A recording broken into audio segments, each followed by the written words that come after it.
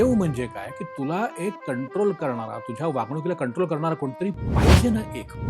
एक आहे व्हायब्रेशन्स, स्पंदन म्हणतात. मग फ्रिक्वेन्सी फ्रिक्वेन्सी आणि डेफिनेटली ऊर्जा, आपण एनर्जी म्हणतो.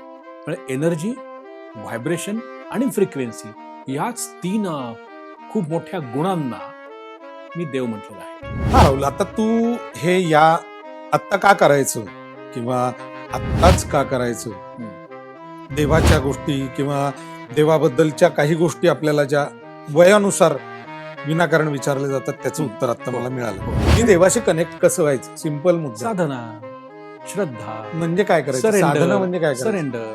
हे मोठे मोठे शब्द आहेत राहुल. अच्छा, सरेंडर सरेंडर वगैरे कुठला काय? सगळ्यात सोपा शब्द इतकं सोपं आहे का? शरण जाणं एवढं सोपं आहे का? तेच, इतना नाही हो. सुख है बंधन में, हा जो प्रकार शरण नाही म्हणत, सरेंडरच म्हणतो डायरेक्ट.